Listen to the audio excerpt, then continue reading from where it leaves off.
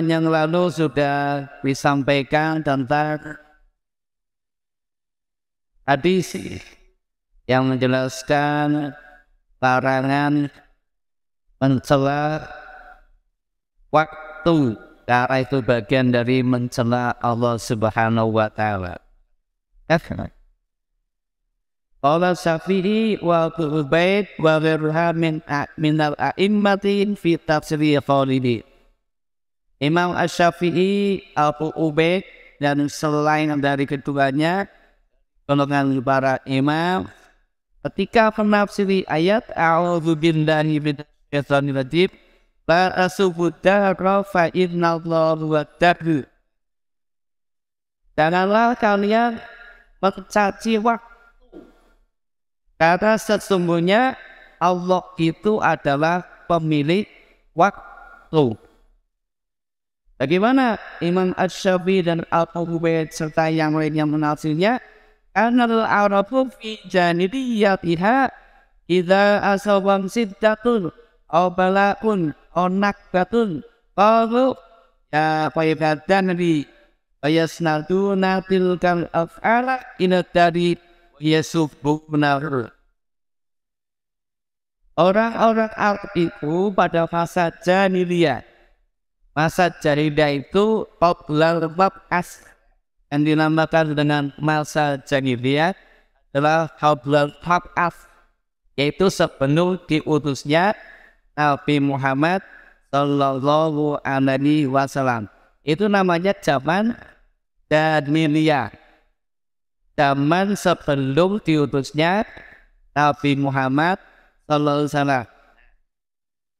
Adalah orang Arab pada masa jahiliyah, di masa sebelum diutusnya Rasul itu, apabila menimpa kepada mereka, menimpa ujian, bala dan yang menyakitkan, apa yang mereka katakan? Aduh, celakanya masa ini, atau celakanya waktu. Mereka menyandarkannya perbuatan kepada waktu, dan mereka mencaci waktu. Orang Arab jahiliyah ketika ditimpa musibah yang sesuatu tidak mengenakkan kepada mereka, mereka menyalahkan masa, mereka menyalahkan waktu. Yang disalahkan adalah waktunya, atau harinya, atau bulannya, atau tahunnya. Pokoknya yang disalahkan adalah waktu. Padahal Allah itu pemilik waktu 24 jam.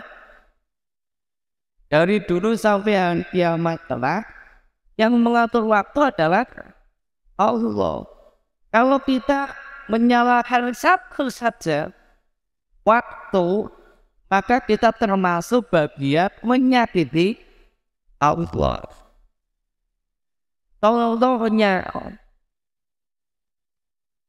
Contohnya apa? Hari tertentu itu terkadang dianggap hari yang sial. Hari tertentu itu dianggap hari keberuntungan.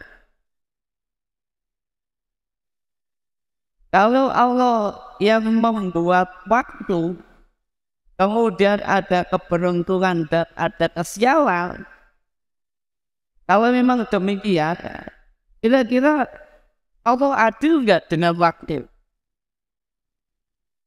Diskriminatiflah Allah. Hari ini hari yang beruntung, hari ini hari yang sial, hari ini hari yang sedang. Bisa jadi Allah diskriminatif ya, membedakan dalam membeda-bedakan dalam memperlakukan hari. Padahal semua waktu adalah hari. Semua hari adalah baik. Silakan. Mau nikah bulan apa? Mau bekerja bulan apa? Silakan. Mau aktivitas bulan apa? Dipersilakan. Persilakan kepada. Nah, orang Arab Jahiliyah apabila ditimpa musibah, bala, dan juga selain yang tidak mengenakan, mereka apa? Menyalakan waktu. Dan mereka menyandarkan semua perbuatannya pada waktu. Jadi sandar pada waktu. Apa maksudnya? Untuk berbuat sesuatu, maka dia harus melihat waktunya. Waktu yang tepat mana? Hari yang baik yang mana? Bulan yang baik yang mana? Ini perhitungan orang Jahiliyah hal-hal. Sehingga ketika mereka ditimpa bencana, maka memang yang salah adalah waktunya. Kemudian mereka mencaci waktu. Mereka nyakiti waktu, menghina waktu. Kalau menghina waktu, padahal waktu yang punya adalah Allah, berarti menghina Allah. Contoh saya Pak, punya anak, ya kan? Anaknya dihina macam-macam. Walaupun mungkin memang ada keterbatasannya ya, tapi dibully, dihina kayak gitu. Saya kira ayahnya terima enggak? Enggak terima ya? Enggak terima. Jangan dikira waktu itu tidak ada yang ngatur. Jangan dikira waktu itu tidak ada yang menciptakan. Yang menciptakan adalah Allah Subhanahu wa Ta'ala. Wa innama fa'iluha wallahu ta'ala. Diceritakan. Tidak lain pelaku untuk mengelola waktu adalah Wallahu ta'ala, adalah Allah Ta'ala. Kadang sebagian dari kita tidak dengan satu kegiatan yang dianggap tidak cocok. Lahirnya hari ini, banyak daerah mana, ya mau nikah ketemu siapa, lainnya kapan, di mana, kemudian dijadikan satu rumus ketemu.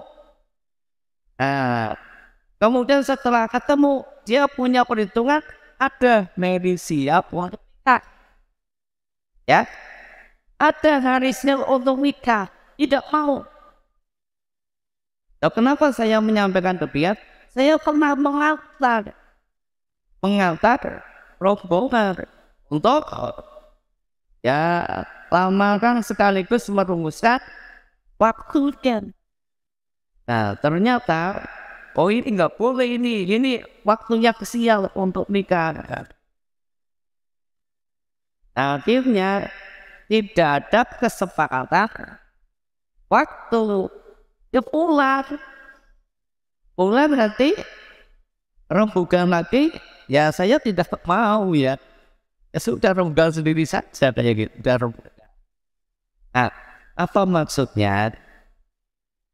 Tidak ada hari sial, tidak ada hari ya. Kalau kita sampai berbuat demikian, berarti kita telah berbuat semena-mena dan membeda-bedakan terhadap waktu yang Allah berikan kita selama 20 kali sekian. Satu hari, sepekan, seminggu, setahun, ya, kita berarti apa? Telah menyanyikan, dan Allah mengatakan aku telah menyanyikan saya. Caranya apa? Karena telah mencaci maki waktu. Wa inna fakir waktu yang waktu itu Allah ya. Kalau yang itu, udah kita mau saja, kita yakin dengan apabila kita sudah punya keyakinan demikian, ya sudahlah untuk melakukan aktivitas apapun silakan, ya silakan hari Ahad sampai hari Sabtu, silakan mau ambil hari apa kesepakatan, itu kan enak ya, kesepakatan kita laksanakan bismillah karena Allah Subhanahu. Bahkan nama sabullah Subhanahu. Mereka mencaci maki waktu, sebenarnya mereka sedang mencaci Allah Subhanahu wa ta'ala. Na'udzubillah. Maka jangan menyalahkan waktu, jangan menyalahkan hari. Kalau terima musibah, ya ucapan inna lillahi wa inna ilaihi rajiun. Allahumma jurni fi tapi wasnuf lana khairan minha. Jangan menyalahkan pihak yang lain. Apalagi kemarin kita sudah bicara tentang takdir ya. Sudah bicara takdir, sudah terjadi, tidak usah diungkit. Diungkit itu tidak akan membalikan keadaan. Jadi sekarang tambah apa? Masalah waktu. Bi'annahu fa'ilun dari kafin haqiqah. Karena sebenarnya hakikatnya pelaku atau pengatur dan pencipta waktu itu adalah Allah Subhanahu wa ta'ala. Jadi jangan dikira itu. Nah, kalau ada orang mencaci maki waktu, berarti memang dia tidak tahu ilmunya. Mereka tidak mengetahui kalau mencaci waktu itu sama dengan mencaci Allah. Kalau tidak tahu, kena hukum tidak kena hukum. Kena hukumnya tidak tahu tapi tidak mau ngaji. Nah, ini yang kena hukumnya ya. Sudah tidak tahu tapi dirinya tidak mau ngaji ayat-ayat Allah maupun hadis Rasulullah Shallallahu Alaihi Wasallam. Itu hukumnya di situ. Kenapa tidak haji kayak gitu? Panihal nana ada sabidat nih bihadal ibadi. Komentar itu Allah melarang untuk mencaci maki waktu karena dengan ungkapan ini li'anallahu wa ta'ala, karena sesungguhnya dialah Allah itu yang memiliki itu alali yang nunau wa yastaduna ilaihi, karena Allah yang mengatur waktu. Mereka menyandarkannya kepada waktu setiap af'alnya. Yasladuna dari tilal af'al. Orang-orang Arab jahiliyah itu mereka menyandarkan semua perbuatannya kepada waktu. Repot enggak? Repot tak? Saya kira repot. Oh ini mau begini, tidak boleh. Ada satu keyakinan jika orang pulang dari rumah sakit tidak berani kalau pulangnya hari Sabtu. Yang punya keyakinan begitu. Hari Jumat sudah sembuh, kemudian Jumat diberitahu oleh dokter submisit, diberitahu besok boleh pulang. Tenang tidak? Tenang. Begitu mau pulang ternyata hari Sabtu. Nah, atau keyakinan pulang dari rumah sakit hari Sabtu itu adalah tidak baik. Maka nanti pulangnya nunggu setelah maghrib. Terus pulang malah nunggu hari, ya sudah bayar, tapi pulangnya setelah adzan maghrib. Wallahu a'lam ya. Ini ada keyakinan yang semacam. Ternyata tidak hanya al-arab fil janiliyah, tidak hanya bangsa Arab pada masa jahiliyah. Jadi dari berbagai negeri itu ternyata ada kasus yang semacam tidak jadi akal. Maka kemudian diutuslah Nabi Muhammad Sallallahu Alaihi Wasallam.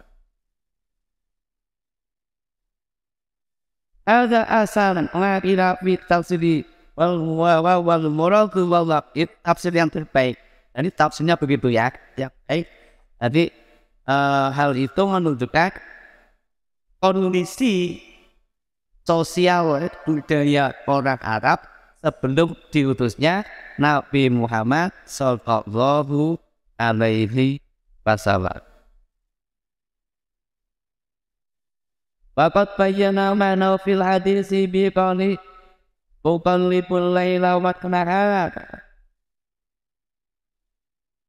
wa taqlibu wa tasribu ta'ala bima yuhibbuna wa yakrahuna. Nah, Allah kan meneruskan dalam ayat hadis, ayat kursi ya, ayat hadis kursi maksudnya. Uqallibul laila wa nahara. Dia benar menggantikan antara siang dan saya pun bolak-balikan. Siang saya ganti dengan malam, malam saya ganti dengan siang. Siapa? Allah. Uqallibul laila wan nahar, kata Allah. Saya yang membalikkan pergantian antara malam maupun siang. Lihat itu. Allah ini yang menggantikan. Kalau Allah yang menggantikan ada siang ada malam, maka kita tidak boleh mencari salah satunya dan atau malah tidak. Karena kenapa? Kalau kita mencarinya berarti kita mencari Allah. Maksudnya apa? Allah yang memperhati itu pergantikan siang dan malam, sekaligus Allah yang mengaturnya terhadap sesuatu yang dia cintai kepada manusia atau mereka itu juga tidak suka atau tidak suka manusia, maka Allah akan teruskan mempergantikan siang dan malam serta mengaturnya di dalam sana. Wa fi hadzal hadis ziyadatun lam yazkuriha al-sanifu wa ta'ala wa hiya qawlu biyadillahil amhu. Di dalam hadis di atas ada tambahan yang oleh Musannif, oleh pengarang kitab ini tidak ditambahkan, yaitu apa? Firman Allah, biyadikal amru, di tangan sayalah segala urusan. Biyadikal amru, di tangan saya. Allah ya, ini Allah ya. Benar ya? Dalam diskusinya, biyadikal amru, di tangan sayalah segala urusan. Coba kita harus yakin ya. Kita harus yakin bahwa semua urusan itu dalam genggaman Allah Subhanahu wa Ta'ala. Kita yakin, orang yang beriman yakin betul Allah itu yang mengatur segala urusan. Tugas kita adalah ikhtiar dan berdoa. Ini tugas kita. Jangan dilupakan, kita punya tugas untuk berusaha, kita punya tugas untuk berdoa, tapi yang besar siapa? Allah. Karena di tangannya lah seluruh perkara. Bahkan semua perkara akan kembali kepada Allah. Ada doa yang diajarkan oleh Rasul ya. Allahumma inni as'aluka bi anna lahal hamdu idza antal manat badi'us samawati wal ard ya dzal jalali wal ikram. Kemudian ada lagi Allahumma lakal hamdu walakal mulku biyadikal khair, ya, di tangan Allah segala kebaikan. di tangannya biyadikal amru wa yurji'u ilaihi amru, dan semuanya akan kembali pada Allah urusan perkara. As'alu minal khairi kulli wa a'udzubika minas syarri kulli. Saya meminta kebaikan kepada Allah semuanya, dan saya berlindung kepada Allah dari keburukan semuanya. Ada doa dari Nabi semacam ini. Tapi sini nggak ada ya. Maksudnya apa di sini? Biyadikal amru, di tangan saya lah segala urusan. Kalau wa fi riwayatin, kemudian dijelaskan dalam riwayat lain, la tasubud damra fa innallaha wadadru. Janganlah kalian mencaci waktu, karena sesungguhnya Allah itu yang memiliki waktu. Itu ada di dalam riwayat lain. Isinya sama. Isinya adalah sama, tapi ada beberapa riwayat. Jadi hadis itu diriwayatkan tidak hanya dengan jenuh, dari beberapa. Itu malah yang bagus. Yang bagus itu hadis itu diriwayatkan beberapa jalur, beberapa sanad itu ya. Maka diwasir yang dimaksud dengan la tasubud damra fa innallaha wadadru, janganlah dengan mencaci waktu, karena sesungguhnya dia Allah lah yang memiliki waktu. Artinya wa ma sarabi min hadisi min qadi wa ada dahru qalibun laila wan nahar. Sesuai dengan kejelasan hadis yang menjelaskan wa ana bilahu, saya itu yang memiliki waktu, qalibun laila wan nahar. Saya yang memperhatikan malam dan siang hari itu. Yani ahama yajribihi min khairin wasarin biradatillahi wa tadbirihi bi ilmi minhu ta'ala wa hikmati la yusariku fi dhalika wiku. Maksudnya apa? Sesungguhnya sesuatu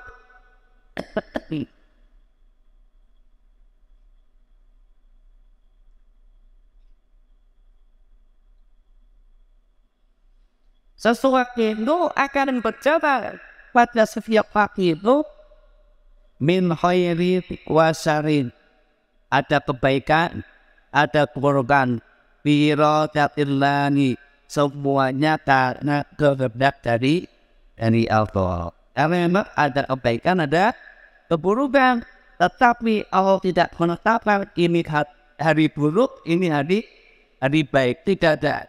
Semuanya hari adalah baik, tetapi di dalamnya memang min khairin wa syarrin, ada kebaikan daripada keburukan. Itu semuanya karena iradah dari Allah Subhanahu wa ta'ala, dan juga Allah Subhanahu wa ta'ala yang berkuasa terhadap waktu itu. Patat miru, Allah yang berkuasa. Apa? Bi'ilmi minhu, satu, berkuasa karena Allah memiliki ilmu. Allah berkuasa karena punya ilmu. Ini kekuasaan Allah. Kekuasaan Allah itu dilandasi dengan ilmu yang dimiliki oleh Allah. Maka kalau kita mengikuti sifatnya, Allah, berarti orang yang berkuasa itu harus orang yang berilmu. Nah, ya dah. Kalau Allah berkuasa bi'ilmihi, Allah itu maha kuasa karena ketopah itu keilmuan yang dimiliki oleh Allah. Maka kalau kita meniru sifat Allah, berarti apa? Penguasa itu harus dilandasi dengan ilmu. Karena kalau dilandasi dengan ilmu, maka dia akan memberikan kontribusi yang baik. Tapi kalau penguasa tidak dilandasi dengan ilmu atau bodoh, hancurlah hancur, iya enggak? Karena bimairit ilmi, karena tidak dengan ilmu. Dengan apa? Ya bimairit pokoknya tidak dengan ilmu. Sedangkan Allah itu berkuasa bi ilmi minhu ta'ala wa hikmah. Tidak hanya itu, Allah itu berkuasa mengatur segalanya itu di dalamnya ada hikmah yang tertentu. Kenapa Allah mau perjalanan malam? Oh tidak siang terus? Ya enggak? Kenapa Allah mau perjalanan siang? Kok tidak malam terus? Atau 2 hari siang? 2 hari malam? Nah, itu ada hikmah yang terkandung di dalamnya, coba. Ada hikmahnya. Malah waktunya istirahat. Ya enggak? Siang waktunya maisha untuk bekerja. Begitu Allah perjalanan terus. Coba kalau siang terus Pak, mau bekerja terus 24 jam siang, coba kerjanya piye? Nanti berikutnya 24 jam malam terus, istirahat selama 24 jam coba. Maka di samping bila ilmi itu juga Allah wa hikmah, karena memang punya hikmah. Nah, tidak ada sesuatu baginya dalam hal itu. Malisa dariku fi nadika welu.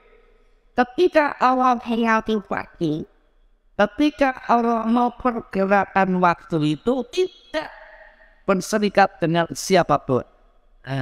Tidak berkolaborasi dengan siapapun, tidak berfungsi dengan siapapun, dan tidak bekerja sama dengan siapapun. Karena Allah Maha Kuasa, sehingga ketika Allah tidak terikat ya dengan yang lainnya, maka Allah melaksanakannya sesuai dengan ilmu dan hikmah yang dimiliki oleh Allah. Beda kalau dengan manusia. Manusia kalau ingin misalkan dagang Pak, dagang modalnya patungan, mandiri kan? Yang satu inginnya A, yang B inginnya B. Ini kira gimana? Akhirnya kan A plus B. Maka yang dilakukan A, B bukan A bukan B. Kira bisa dipahami ya. Itu kalau ada kerjasama, ada serikat. Kalau ada serikat, ini itu harus kompromi. Tidak bisa. Tapi Allah itu nggak pernah berserikat dengan siapa. Kenapa? Tidak ada satupun makhluk yang setara dengan Allah. Tidak ada.